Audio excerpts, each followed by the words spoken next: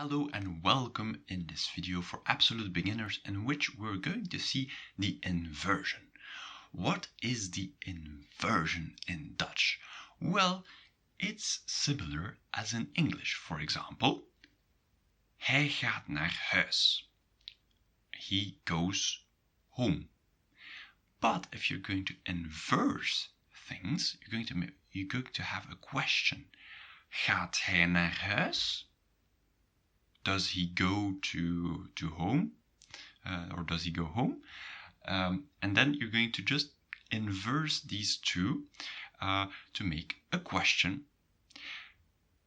This is generally used for questions, but in Dutch we also use it for other things. For example, if you start your sentence with time or place or another word, you're going to inverse the sentence as well. For example,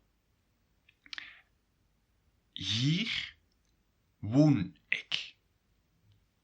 Here I live. However, in Dutch, hier woon ik.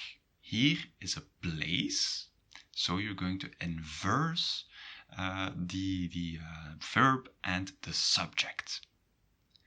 All right. Another example. Dan ben ik niet. Then I'm not there. Again, inversion, because then, well, that is something to do with time, so you're going to inverse, of course. So, another one. In België wil ik niet wonen. In Belgium, I don't want to live.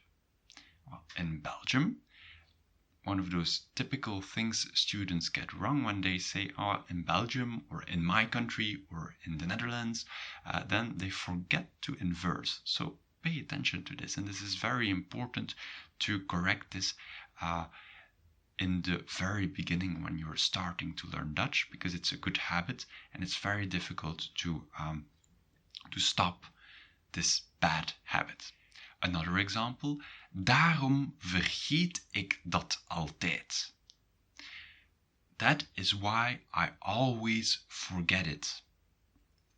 Daarom, that is why, one of those words that are not time or place, but that still inverse or invert the word order.